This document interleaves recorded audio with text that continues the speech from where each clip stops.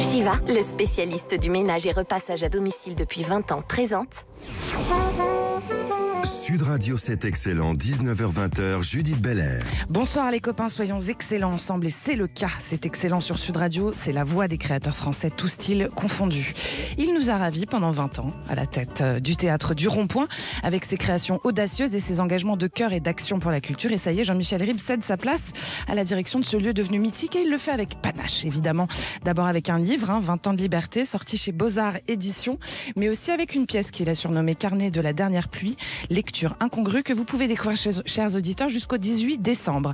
Alors on va vous demander ce que vous nous préparez ensuite, évidemment, Jean-Michel Ribes, et puis faire un bilan de cette belle épopée avec vous sur Sud Radio. Bienvenue. Merci. Alors, il est directeur général de LCL et directeur adjoint de Crédit Agricole. Alors, homme de finance, il l'est clairement, mais c'est aussi un homme de culture, puisqu'il est aussi, par exemple, président du fonds de dotation créé en faveur du Théâtre National, le Manège de Chaillot. Mais Michel Mathieu ne s'arrête pas là. Il fédère comme il l'a fait dans le livre Villemakers 2022, sorti il y a peu, et pour lequel j'ai eu le plaisir déjà de recevoir une de ses intervenantes, Julie Gaillet. Et si la ville idéale était créée par des femmes, Michel Mathieu, c'est la question que vous nous posez, et on va tenter d'y répondre ensemble, entre autres, évidemment. Bonsoir et bienvenue. C'est Bonsoir. excellent. Bienvenue à tous, vous êtes chez vous. Jean-Michel Ribes. Alors, je viens de le dire sur Sud Radio, vous quittez la direction du théâtre du Rond-Point. Moi, ça me rend triste. Je vous le dis sincèrement. Non, mais faut pas que ça vous rende triste parce que c'est pas finalement très triste parce que je ne me quitte pas moi-même. Donc, vous allez me faire manger le micro ou pas? Non, du je tout voudrais juste qu'on vous entende D'accord. très très bien parce que c'est important ce que vous dites. Non, je veux dire, l'important c'est pas de quitter le Rond-Point, c'est de se quitter soi-même. Là-dessus, il n'y a aucune perspective envisagée. Non. En plus, les gens qui vont me succéder, pas me remplacer parce que ça c'est pas possible, mais me succéder, sont des gens que j'aime beaucoup et qui s'occupaient du théâtre Montfort. Oui, c'est Laurence de Magalès et Stéphane Ricordel. Qui avaient une énergie, qui ont sauvé un petit théâtre. Ces gens que j'aime beaucoup, on va rester très proches. Vous avez agi pour qu'ils prennent votre suite, justement? Normalement, je n'ai pas le droit de choisir mon successeur parce qu'on m'a expliqué qu'on n'était pas dans l'ancien régime et qu'il n'y avait plus de dauphinat. Ah bon? Je n'avais pas le droit de choisir un dauphin.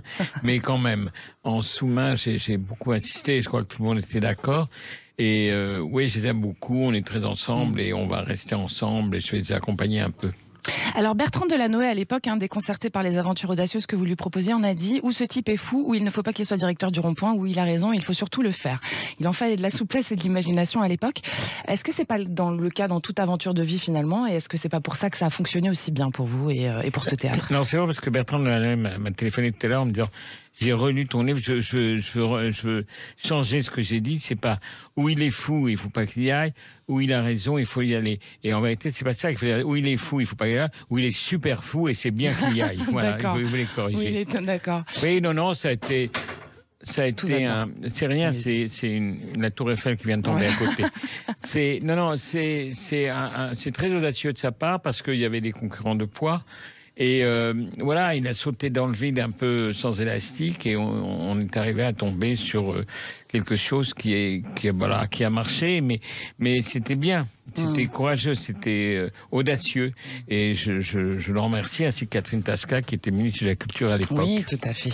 Alors Jean-Michel Ribes, vous faites paraître chez Beaux-Arts Éditions 20 ans de liberté, un bel ouvrage qui retrace vos 20 ans du coup à la tête du Rond-Point, notamment à travers ses projets, les vôtres, les témoignages de ceux qui ont foulé ces planches, parce que c'est bien ça le Rond-Point, une seconde maison, une seconde famille, pour ceux qui ont pratiqué ces planches et puis ces bureaux aussi d'ailleurs.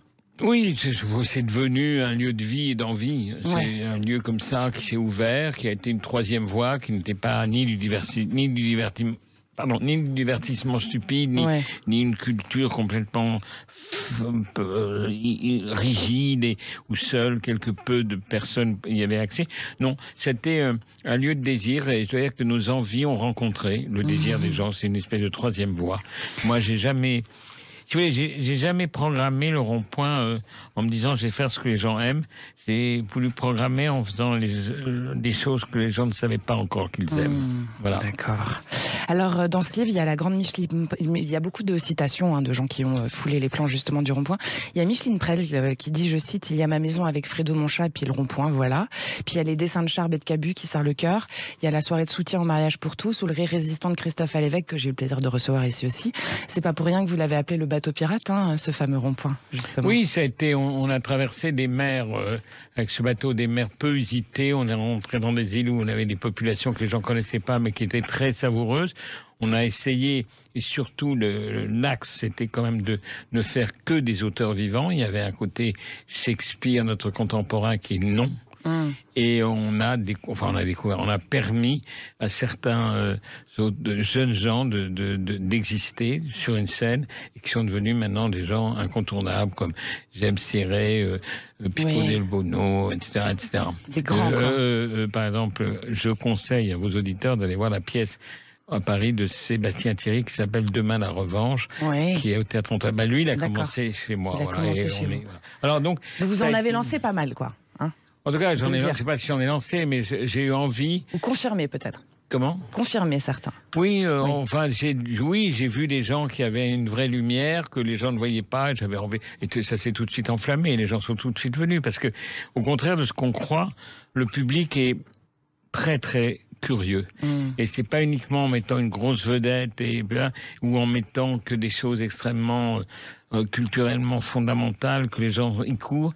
Ils aiment bien un peu sauter, aller voir ce qu'il y a d'inconnu dans le vide et ils sont curieux. Et puis bon, c'est vrai qu'on a plutôt marché dans l'audace joyeuse, dans le rire de résistance, etc. Alors Jean-Michel Ribes, vous montez sur scène et c'est pas la première fois. Cette fois, c'est dans Carnet de la dernière pluie, je le disais, lecture incongrue que vous pouvez découvrir, chers auditeurs, jusqu'au 18 décembre, tous les soirs à 20h30, au Théâtre du Rond-Point. Alors ce sont vos propres textes, vos anecdotes, vos souvenirs, vos pensées en 1001 morceaux. Ça, c'est vous qui dites ça, qui racontent votre œuvre drôlatique et tellement libre. C'est une nécessité, j'imagine, pour vous que de vous en aller par la scène, un peu comme vous y êtes venu sur ce théâtre, finalement. D'abord, je m'en vais pas par la scène parce que j'aurai d'autres scènes dans lesquelles j'irai. Vous y retournerez certainement. Non, c'était marqué le point, quoi. Oui, non, mais c'est pas pour ça. Ça m'amusait. J'ai retrouvé les carnets où il y avait des notes comme ça qui sont tous devenus du spectacle ou des films ou qui sont devenus je ne sais pas quoi, des opéras même. Et j'ai eu envie de les rassembler et de les lire et c'est des séances d'écriture avec Roland Topor, on était par terre de rire, etc. Donc c'est une espèce de mosaïque de choses que je lis que je lis en les interprétant avec Marie-Christine Auré qui est une formidable comédienne et Manon Sirsen. Et je crois que c'est pas du tout un spectacle avec des éléphants qui passent et c'est juste la voix, le texte, c'est assez... Et c'est l'émotion aussi. Hein. Oui, un peu. Quand même. Mais oui, c'est l'émotion à partir du moment où le rire est l'émotion. À partir du moment où c'est quelque chose qui est un tueur de chagrin, le rire, c'est quelque chose qui est comme ça, qui est une chose libertaire. Le rire, c'est la seule chose qui permet à n'importe qui soit puissant ou misérable, de se défendre, de se moquer, d'abattre le puissant, de contrer le dictateur, etc. Et c'est vrai que depuis l'Antiquité, depuis Diogène en passant, je ne sais pas quoi, par Voltaire ou enfin des tas de Jean Jarry, etc., il y a toujours une possibilité de contrer les dictatures de la pensée et les dictatures tout court. Grâce à la culture, est-ce que le théâtre, c'est la liberté totale, finalement ? Le mien, oui. Ouais. Mais c'est pas vrai partout, alors ? J'en sais rien. Il y a parfois des conditions financières qui obligent les gens à faire un peu de choses dont je suis pas sûr qu'ils soient vraiment à genoux devant ça, mais paraît-il, c'est du fast-food, donc ça marche. Il y a des obligations de rentabilité que tout le monde a. Moi, je pense que la rentabilité, la meilleure sécurité de la rentabilité, c'est l'invention, la qualité, le culot, c'est d'aller dans un... Vous savez, Aragon disait, faut creuser le ciel jusqu'à arriver au bonheur absolu. Nous, on creuse tous les jours un ciel, on arrive, je crois, de temps en temps à l'enchantement. Et donc, finalement, le culot, c'est ce qui amène à l'excellence aussi. Le quoi ? Le culot, c'est ce qui amène à l'excellence. Il faut oser pour réussir. Pas toujours. Pas toujours. Mais enfin, sans kilos, sans prendre de risques, il n'y a rien qui se passe. C'est vrai. Faut quand même aller vers des choses risquées. Si c'est pour refaire ce qui a été fait, remachouiner ce qui a été fait. Moi, je trouve que les recettes, il y a un moment... D'abord, c'est pas amusant parce que nous, notre définition, c'est d'être des créateurs, c'est d'inventer des nouvelles formes. L'art nous a libérés, nous a vraiment libérés partout, a permis des inventions aussi bien dans la littérature, que dans la peinture, etc. Oui. J'aime beaucoup ce que disait Nietzsche quand il disait « l'art nous protège de la vérité qui tue ». C'est-à-dire on ne peut pas être toujours dans les clous, dans la vérité, parce que la vérité change, et l'art, ça nous permet d'aller ailleurs, dans des choses totalement incongru et parfois absolument, comment dirais-je, en traverse par rapport à la rigueur du raisonnement, au passage sculpté, etc. Et ça nous permet en effet d'apporter de l'oxygène et d'avancer. Merci pour ces bons mots, Jean-Michel Ribes. Dans cet excellent ce soir avec vous, l'auteur dramatique, metteur en scène et cinéaste Jean-Michel Ribes et l'homme de finance et de culture, Michel Mathieu, directeur général LCL. C'est excellent sur Sud Radio. À tout de suite. Shiva, le spécialiste du ménage et repassage à domicile depuis 20 ans, présente... Sud Radio, c'est excellent, 19h-20h, Judith Belair. Vous êtes bien sur Sud Radio et nous aussi, c'est excellent. Et il nous reste encore 3 bons quarts d'heure ensemble pour parler de l'excellence dans des secteurs aussi loin et proches d'ailleurs que sont la culture et la finance. Vous allez voir, qui de mieux pour en parler que le directeur du Théâtre du Rond-Point encore là, et qui ne s'en ira pas tout de suite pour prendre un peu de temps, Jean-Michel Ribes, et le DG LCL, féru de culture, Michel Mathieu. Alors Michel Mathieu, vous avez été nommé directeur général LCL, qui est l'ex-Crédit Lyonnais, en 2016, et depuis vous avez clairement redoré l'image de cette banque qui était en souffrance, on va le dire, on peut le dire quand même, on s'en souvient, qui rayonne aussi clairement aujourd'hui. Quelles ont été vos actions concrètes pour atteindre ce sommet et pourquoi c'était aussi important justement de changer cette image ? Poser des questions compliquées. Je ne suis pas sûr d'enchanter le public comme vient de le faire Monsieur Ribes. Non, à mon arrivée, j'ai mis l'ensemble des collaborateurs en mouvement, en leur disant, écoutez, on est 17 000 chez LCL, je leur ai dit, il faut absolument qu'on écrive une histoire ensemble, la nouvelle histoire de LCL. Il faut absolument qu'on se positionne en termes d'excellence vis-à-vis de nos clients. Parce que vous savez, dans notre langage, il y a ce qu'on appelle l'IRC, l'indice de recommandation client, qui vous positionne parmi les banques plutôt en haut, plutôt en bas, etc. Et on était la dernière banque ou l'avant-dernière banque. Et donc on s'est dit tous ensemble, parce qu'on a écrit ça ensemble, on ne peut pas accepter ça, on veut être les premiers, on veut être les meilleurs pour nos clients. Donc c'est le rapport au client qui est très important. Oui. Ouais. Nous sommes aujourd'hui seconds. D'accord. Voilà, nous venons d'avoir Vous avez bien bossé. Nous avons été élus meilleur service client de l'année en 2022. Bravo. Grâce aux collaborateurs, c'est eux qui ont fait le boulot. On vient d'être élu meilleur conseil en épargne il y a 15 jours. Voilà, on ramasse des prix. Vous allez pouvoir donner des conseils à Jean-Michel Ribes. Voilà, s'il le veut bien, avec grand plaisir. Non, mais moi je suis chez LCL et ma femme et ma fille aussi, donc...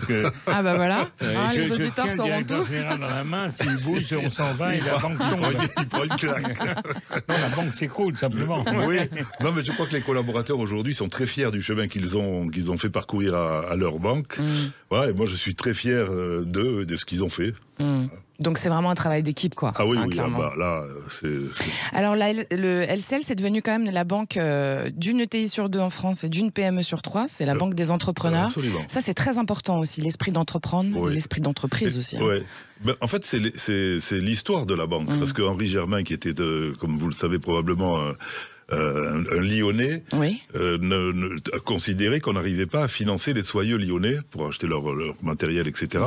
Et donc il a fait une espèce de caisse d'épargne, entre guillemets, où tout le monde pouvait abonder, faire des dépôts, de manière à pouvoir financer ces industriels. D'accord. Donc tout ça, c'est l'histoire de LCL. Et si nous avons effectivement une ETI sur 2 clientes, c'est pas depuis 5 ans, c'est depuis...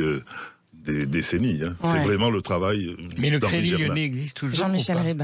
LCL, ça veut dire le Crédit Lyonnais, mais c'est plus le Crédit Lyonnais. Oui, c'était une histoire. Moi, le premier président était venu me voir parce qu'il m'avait montré le logo en me disant qu'est-ce que vous pensez, parce que je faisais de la publicité pour vous au cinéma. Voilà. Et j'avais dit, ce qui serait bien de faire une banque qui s'appelle LCL et une autre qui s'appelle Lui, c'est lui. Je n'y avais pas pensé. Voyons, on s'amuse en parlant de banque, Michel Mathieu. Oui. Avec votre mais les banquiers, vous savez, c'est pas forcément des gens... voilà, vous avez l'air plutôt détendu, je peux le dire. C'est pas des costumes gris et les gros cigares. Non, ce n'est plus.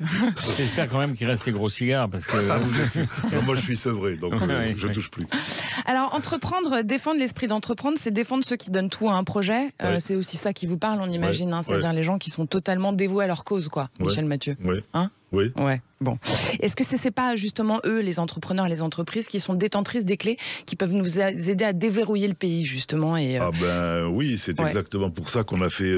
Filmmakers, on va en parler après. C'est Filmmakers, avec une fois de jeunes entreprises, une autre fois des entreprises qui ont pignon sur rue, entre guillemets. Là, cette année, des femmes, 10 femmes, voilà. Pas n'importe lesquelles. Ah non, pas n'importe lesquelles. Mais vous avez noté qu'elles étaient très différentes. Toutes très différentes, mais elles se rejoignent toutes quand même. Absolument, voilà. très éclectique, parce qu'on a besoin... L'objet social d'une banque, ça peut pas être de gagner de l'argent. Gagner de l'argent... Qu'est-ce que c'est l'objet d'une banque, Michel Mathieu ? L'objectif d'une banque, c'est avoir un objet social, se tenir à son objet social. Notre objet social, c'est aider les entreprises, aider les particuliers, etc., à faire des projets, à acheter du temps. Finalement, une banque, ça sert à... Je dis toujours, alors on rigole quand je dis ça sert à acheter du temps. Vous pouvez pas vous payer une maison cash, vous pouvez pas vous payer une machine cash. Donc on vous vend du temps. Et on vend du temps à des gens qui font des projets. Donc c'est ça qui est satisfaisant dans la banque. C'est quand vous voyez une entreprise que vous avez aidée, Dieu sait si, ou un agriculteur. Moi j'ai commencé au Crédit Agricole, donc dans l'agriculture, quand il y a un agriculteur qui réussit, franchement, ça vous fait plaisir, quoi. Ouais. Quand vous avez des entrepreneurs et des clients... Mais gagner de l'argent, c'est une conséquence, c'est pas un objet social. Aucune entreprise ne gagne de l'argent en disant je vais faire ça, je vais gagner de l'argent. Évidemment, il faut en gagner. M. Ribes le disait tout à l'heure. Il faut financer les spectacles, etc. Bien sûr. Mais ça ne peut pas être une fin en soi. Aucune entreprise ne tient si c'est la seule fin en soi. Oui, il faut être créatif, c'est ça qui compte. Il faut être créatif, accompagner ses clients. Vous savez, une grande fierté par rapport notamment aux néobanques. Mais je ne fais pas de la pub. Allez-y. Pour ça. Non, mais c'est on a fait 9 milliards de PGE. De prêts garantis par l'État. Bravo. Bon, si les 9 milliards, c'est énorme. Vieilles banques n'avaient pas été là, je pense que beaucoup d'entreprises ne seraient plus là. On a fait le job. Et c'est notre job. C'est votre job, d'accompagner les gens, de les soutenir, en fait. Merci, c'est notre job. D'accord. Bon. Alors, justement, si je résume un peu les valeurs qui vous sont chères, Michel Mathieu, il y a l'éco-responsabilité, ça c'est important. L'éco-responsabilité, la nouvelle ville idéale. Vous le dites d'ailleurs dans le dernier de vos Filmmakers dont on parlait tout à l'heure, 2022, où ce sont des femmes qui prennent la parole pour la ville idéale. Il y a l'intégration sociale, l'engagement dans la cité, l'égalité homme-femme aussi, j'imagine. Est-ce que j'en oublie ? Non. Non, c'est bon. Non, vous n'en oubliez pas. Et on a un conseil sociétal, alors ça, vous ne pouvez pas le savoir, puisque c'est avec des gens vraiment qui sont... C'est formidable, des gens de culture, des gens de pouvoir, et qu'on réunit genre, tous les 2-3 mois à peu près. Voilà, on est 18 autour de la table et on leur pose 2-3 questions en leur disant, mais voilà, c'est quoi pour vous la Banque de la Ville ? Qu'est-ce que vous attendez de nous, etc. Ils nous secouent, Ouais. Franchement, ils nous secouent. Alors qu'est-ce qu'ils vous disent par exemple ? Ils nous disent toutes les critiques qu'on entend sur les banques. Vous suivez pas assez les projets, vous n'êtes pas assez présent, vous financez pas assez la prise de risque et les artistes.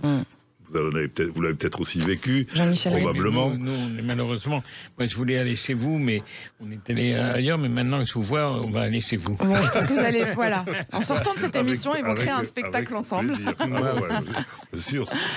Bon voilà, et tous ces gens-là sont représentatifs. Vous avez une Delphine Ernotte, bon, je pense qu'on la connaît. Vous avez Julie Gaillet, que j'ai reçu ici, pour en parler justement. Madame Holz, que tout le monde connaît aussi, vu son parcours.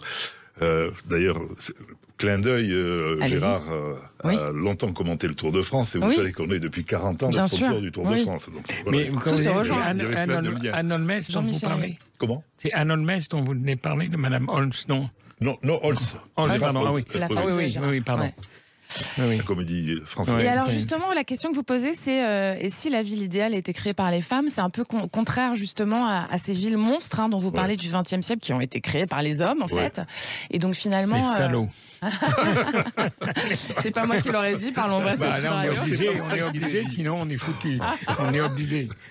Ah oui, aujourd'hui on est obligé de... Ah bah oui, depuis que la parole est libérée, on n'ose plus dire un mot. Alors ça va pas l'air de vous déranger plus que ça. Non, mais moi... oui, je crois. Non, il en faudra plus. Et donc, oui, est-ce que c'est les femmes qui vont construire la ville du futur ? Est-ce que c'est elles, finalement, qui détiennent les clés de ce qu'il faut faire ou pas ? Écoutez, moi j'ai quelques convictions simples, mais sans être plus royaliste que le roi ou être plus féministe que... Voilà. J'ai toujours considéré, par exemple, sur les quotas de femmes et autres, que tout ça était une bêtise, et qu'on pouvait avoir aussi bien 10 femmes dans son comité de direction que 0 femmes. Après tout, c'est uniquement la compétence qui compte. Bien sûr. Par contre, elles ont une approche, notamment des dossiers, dans une banque, qui est assez radicalement différente des approches d'hommes. Ben, nous, on est plutôt ingénieurs. Je suis pas ingénieur, hein, je suis pas énarque, je suis pas ingénieur. Non, vous êtes doctoré. Ouais, j'ai fait du droit. Ouais. Il se trouve que ma femme s'est inscrite en fac de droit. D'accord. Donc, vous l'avez suivi, quoi. Ah oui, elle Ok, aurait d'accord. été en psycho, j'aurais été en psycho. Et en géographie, j'aurais fait de la Vous ne seriez géographie. pas devenu banquier après. Ah ben non, on s'est connus sur une plage en Corse. Vous voyez, d'accord. je venais de passer mon bac. J'étais tout frais. Alors, j'avais pas beaucoup d'infos sur Internet. Je vous remercie de me les donner maintenant. Je sais pas si j'ai. Bon, voilà. Et vous m'avez fait perdre le fil. Ouais, non, vous étiez en train de dire que vous n'étiez pas un macho, que vous suiviez les femmes. Oui, non, mais surtout, vous disiez qu'elles ont pas le même rapport au dossier. Elles ont, je sais pas. Je veux pas que ce soit mal interprété aussi, parce que maintenant, il faut faire attention vraiment à ce qu'on dit. Elles ont une sensibilité très différente des hommes qui sont plutôt ingénieurs, mécaniques, voilà. Elles ont une approche des choses, des dossiers, des hommes, je trouve. Plus sensible, quoi. Oui, intuitive. Alors oui, je sais pas. Voilà, je sais pas le bon mot, sensible, intuitif. Mais c'est ça qui fait la réussite. Et ça m'intéressait, moi, de mettre 10 femmes autour de la table, très différentes, en leur disant, ben voilà, qu'est-ce que vous aimeriez? C'est quoi la vie? En 2000, je suis pas très sûr des chiffres, je crois que c'est en 2050, 75% de la population mondial vivra dans des villes. Ouais. Il y a des villes qui vont devenir invivables. Comment on fait et quelle est la responsabilité de gens comme nous? Moi, je suis un banquier, oui, mais je ne suis pas tombé dans la potion magique. Vous n'êtes pas Obélix, quoi. Non, voilà, malheureusement. Voilà, et nous, qu'est-ce qu'on peut faire tous ensemble, les chefs d'entreprise? Alors concrètement, justement, qu'est-ce qu'on peut changer très vite dans nos villes pour faire face à ce monde de demain là qui nous arrive là? Moi, je crois vraiment à l'inclusivité. Ouais. Voilà, parce que je trouve que, alors je ne vais pas faire de grandes stratégies, mais je trouve que les écarts se creusent de plus en plus dans la société française. Ça se radicalise, je trouve, de plus en plus, parce que chacun, voilà, j'ai l'impression, mon bouquin préféré, c'était le rhinocéros. Oui.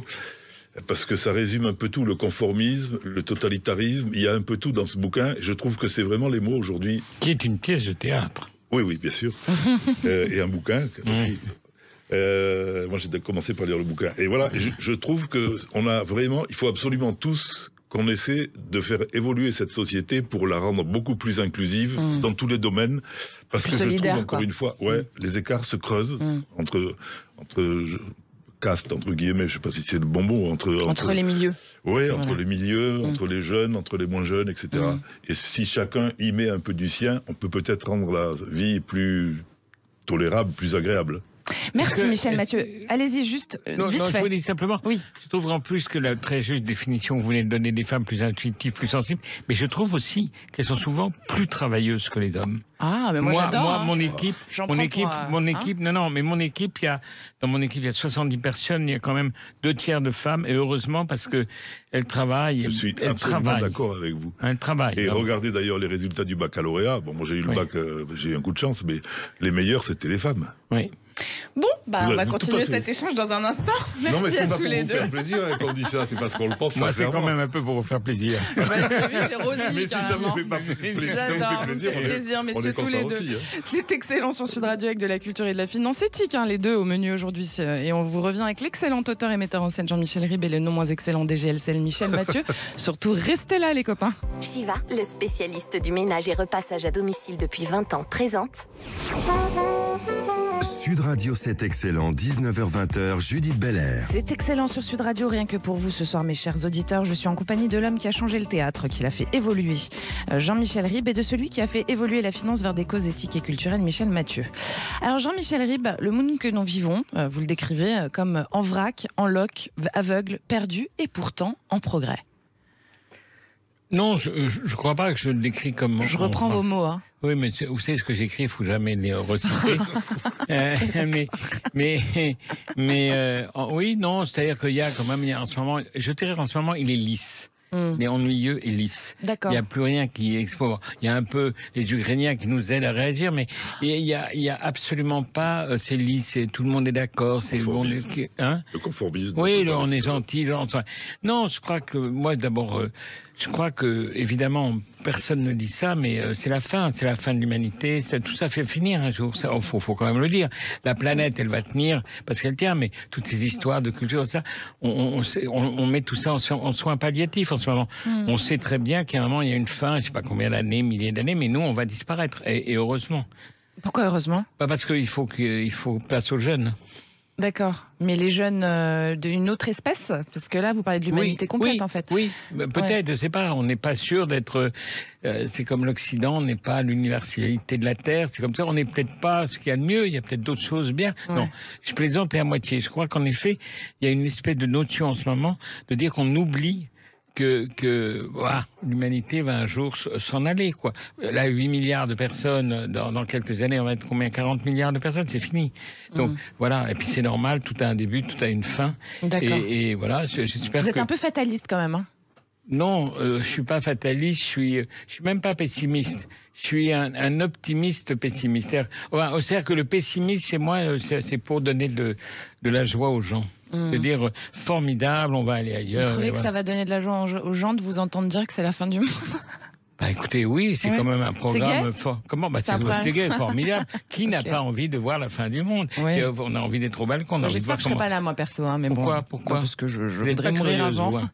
Pas de ça, pas de la fin du monde, non. Ben si, c'est intéressant. Je suis curieuse de mes invités, de plein d'autres trucs, mais de la fin du monde, un peu moyen. Non, mais alors moi, je vous reprenais quand même, Jean-Michel Ribes, je vous reprenais parce que vous nous dites qu'il faut le secouer, ce monde, avec culot et violence. Alors je vous recite, hein, parce que vous écrivez des trucs quand même que je lis. Et parfois que c'est ce que font d'ailleurs les auteurs, les artistes, etc., par les émotions qui nous procurent, ils nous sortent de notre zone de confort finalement. C'est ce que vous faites là, c'est ce que vous êtes en train de faire. N'importe quel artiste, n'importe quel écrivain, depuis que l'humanité est humanité, l'art c'est fait pour bouger, c'est fait pour sortir de l'autoroute, c'est fait pour proposer d'autres paysages, c'est fait pour avoir d'autres sensations évidemment. Il n'y a pas que moi, tout le monde le fait. Quand Picasso fait Guernica, il peint pas comme Léonard de Vinci, tout progresse, etc. C'est-à-dire qu'il y a une appétence au nouveau, une appétence à aller ailleurs. Ce qu'il faut, c'est la possibilité d'aller ailleurs. On ne peut pas rester à tourner en rond dans nos mêmes certitudes, dans le marécage de la bienséance, dans le bon goût épuisant, dans tout ça. Il faut sortir un peu, il faut aller voir ailleurs. Et je trouve que tout ce qui a été dans ce sens-là, monsieur parlait de Ionesco tout à l'heure, a été un des premiers à tout casser. Et heureusement. Ce que vous faites aussi. Hein. Comment? Ce que vous faites aussi, Jean-Michel Ribes. Bah oui, mais c'est pour ça, non. Je vous signale que, curieusement, à un moment, pas la dernière moment, c'était un des théâtres les plus fréquentés de France. Bah oui, donc je veux dire que les gens ont besoin de ça. Les gens ne doivent pas être remis dans la même soupe et on leur dit regardez, vous avez vu, c'est ce que vous voyez dans la rue, on va vous le resservir. Non, ils ont besoin d'aller ailleurs, quitte d'ailleurs à être dérangés. Je crois qu'on doit déranger. On doit déranger pour... tous les gens se dérangent pour venir nous voir, donc il faut les déranger en retour. Qu'est-ce que ça vous évoque, ce que dit Jean-Michel Ribes, Michel Mathieu? Je vous vois écouter attentivement. Ouais, parce que j'aimerais dire ce qu'il vient de dire. Ouais. Je suis, vous êtes d'accord? Complètement en phase avec lui, oui. Oui, les gens ont besoin de rêver. Ils ont besoin de moins de langue de bois, de moins de discours convenus, de tous côtés. Ouais. Ils ont besoin de rire. Je ne regarde plus la télé. D'accord. Il n'y a que des choses tristes, intéressantes. On rabâche toujours la même chose. Voilà, donnons un peu de bonheur, un peu de joie. Et je pense que des gens comme M. Ribes nous donnent du bonheur. Ça, il nous fait rire ce soir, M. Ribes. Non, mais c'est vrai qu'on a été, nous, on a été quand même... Quand j'ai fait Golgotha Picnic, il y a eu quand même 500, 600, 800 catholiques extrémistes qui gueulaient gueuler devant. Qui disaient pendez Jean-Michel Ribes dans son théâtre de Satan tous les jours. Les paroles étaient pas mal, il chantait faux, c'est dommage. mais on a avancé. Moi, quand j'ai fait les Jeux olympiques du Vatican dans Palace, j'ai été avec le 400 mètres en eau bénite, la 400 mètres nage libre en eau bénite. On a été Lustiger a failli me crucifier, etc. Mais on est passé et les gens étaient avec nous. Pourtant, il était plutôt détente, Lustiger, en plus, à l'époque. Il était plutôt détente, Lustiger, en plus. Il a failli vous crucifier. Non, mais on a eu tout le monde. Heureusement. De l'église. Heureusement qu'Agnès Varda était là, qui a dit mais non, c'est la seule émission qu'il faut que les enfants regardent. Ça. Non, je veux dire, il faut que ça secoue, faut qu'on. Je dis pas la provoque pour la provoque, mais comme disait monsieur, c'est vrai qu'il y a un moment.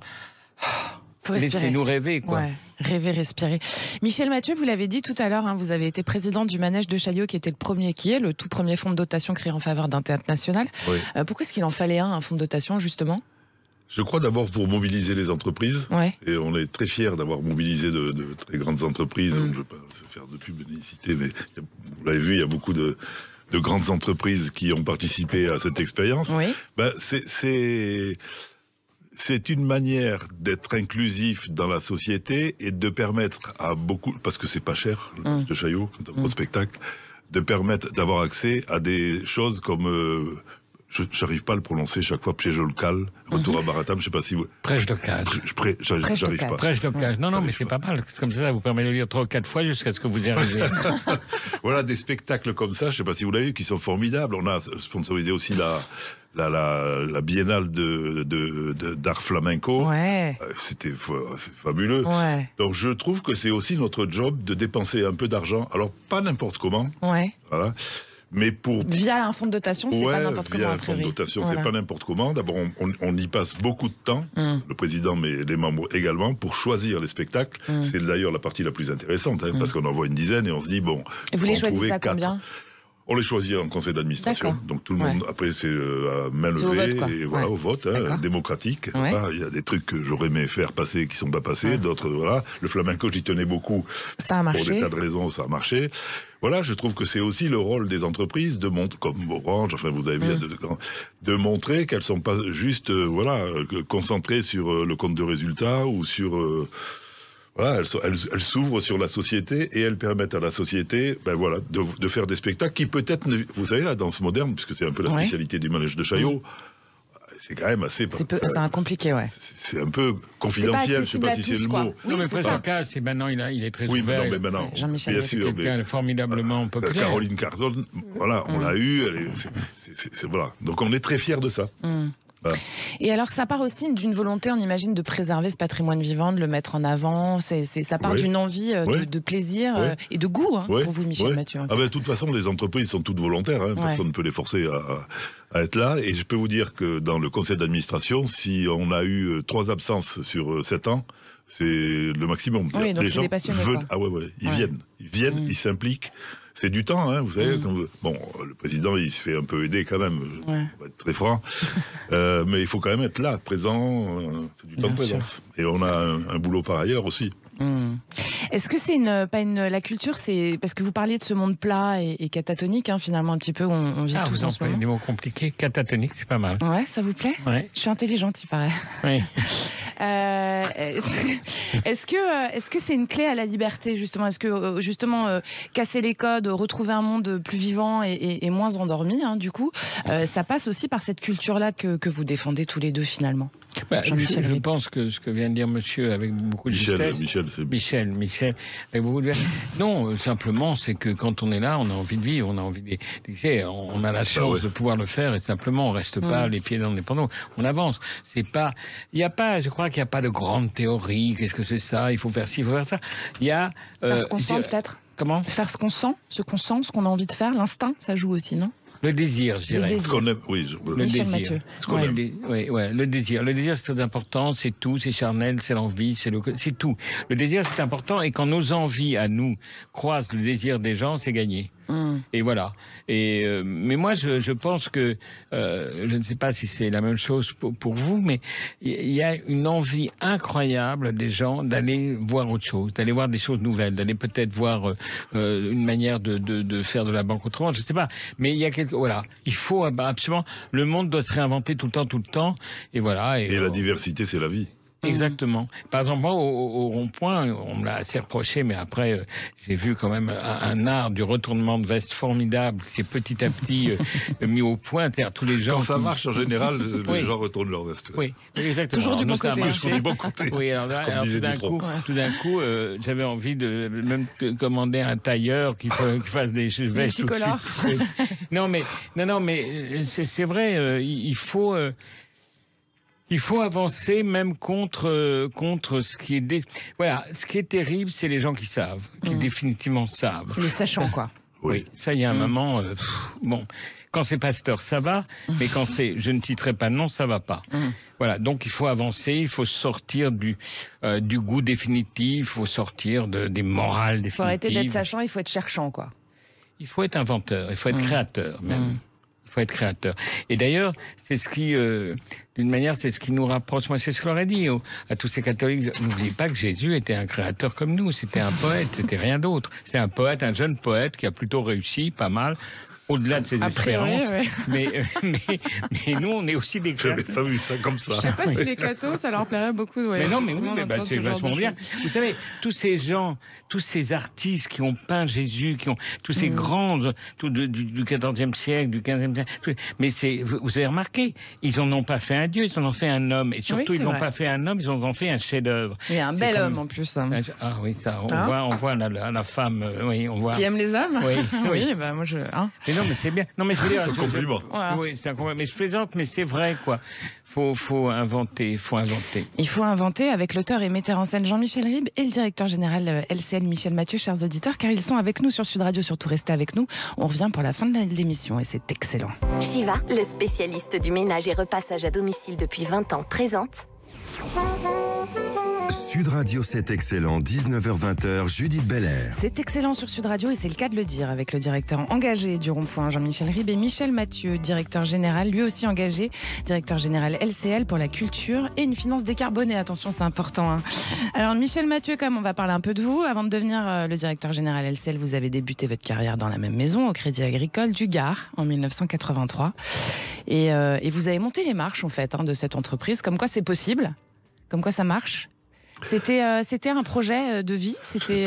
Il fallait parler de soi. Oui, en fait, moi, je suis fils de petit agriculteur en Corse. Ouais. Alors, c'est ni une gloire ni une honte. Ouais. C'est juste ma condition. Ça peut être une fierté aussi. Et Et puis je voulais absolument. D'abord, j'étais pas un élève très brillant. Je me suis mis à travailler un peu plus tard.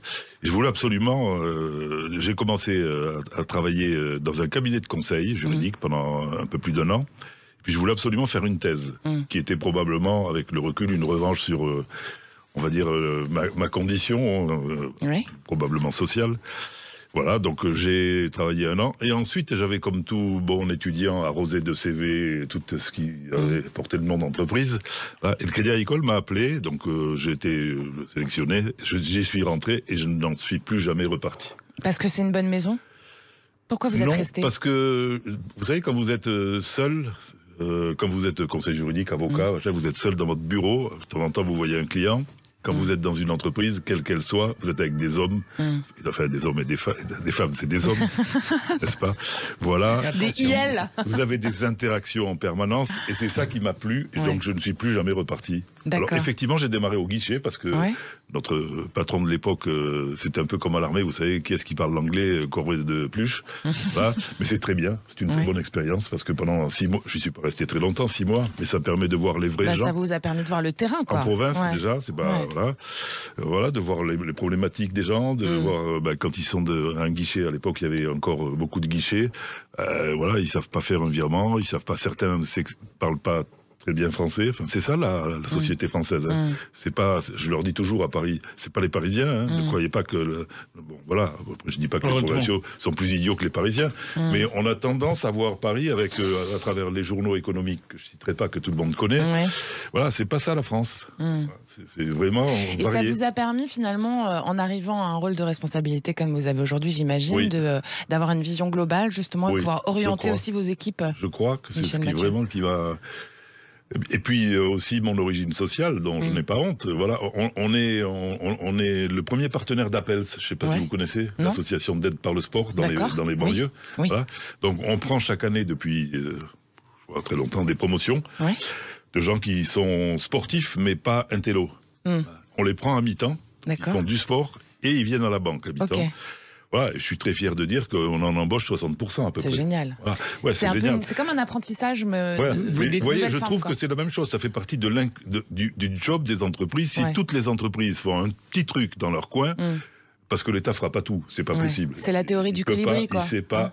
Avec pour les entreprises de Pierre Rabhi. Voilà. Et ça, je trouve que c'est vraiment, ça satisfaisant. Je me souviens plus exactement quelle était la question, mais j'ai l'impression que j'ai dévié. Non, mais en fait, on est toujours sur le bon fil. Vous parliez de votre parcours, tout simplement, et ce qui vous a amené à votre vision d'aujourd'hui, quoi.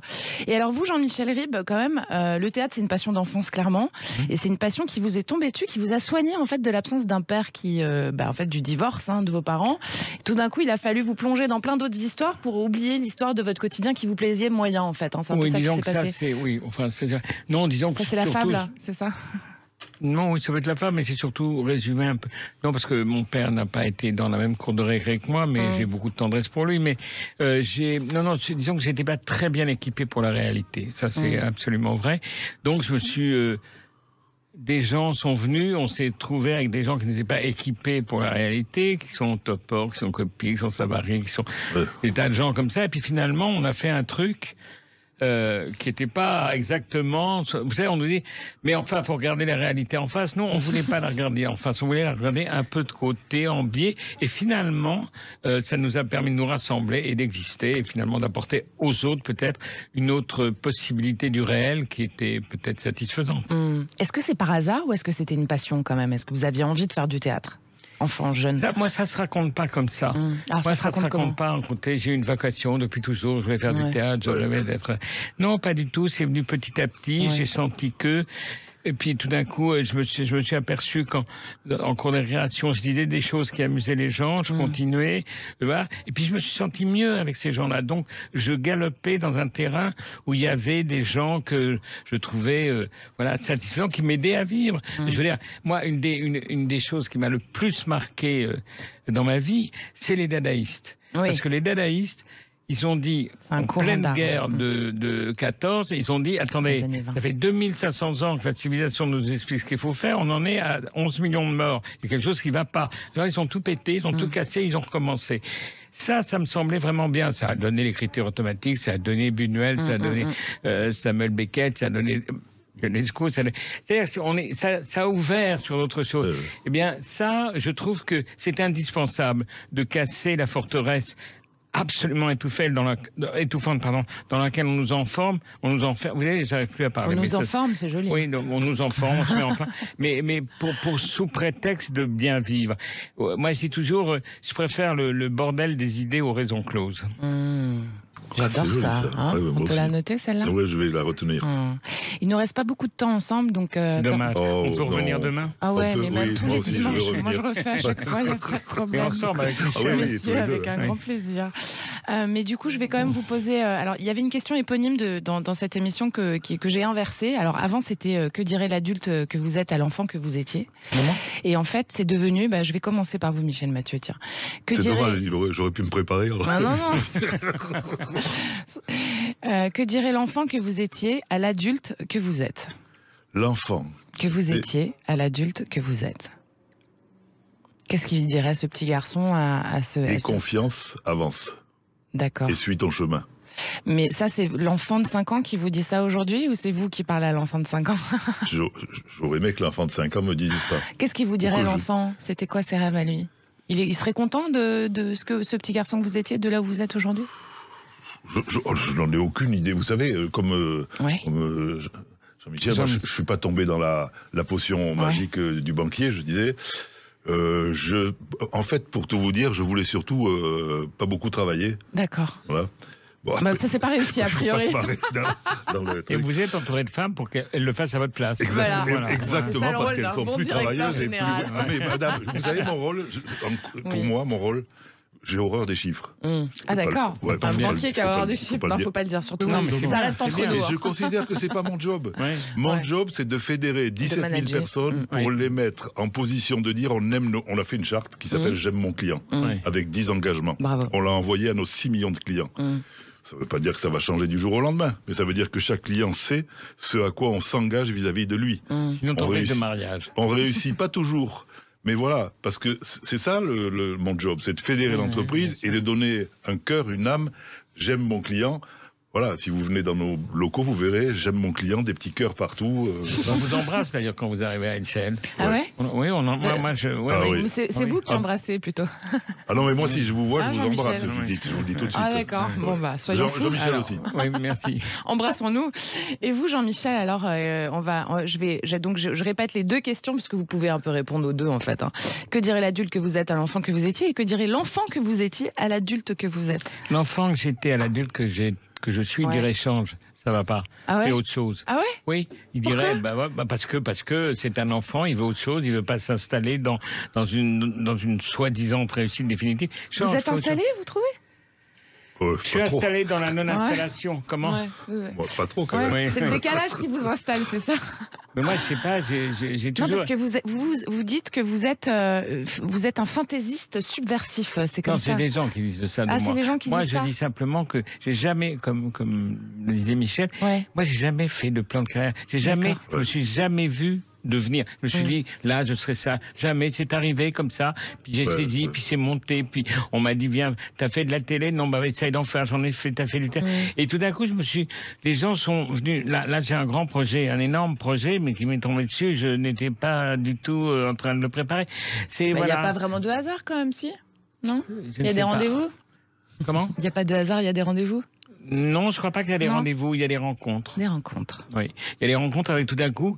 Voilà, moi je suis très content de connaître Michel, là, par exemple, voilà. parce Moi que On est là tout pour d'un ça. coup, J'aurais rêvé de le rencontrer, c'est grâce à vous que je le. Voilà.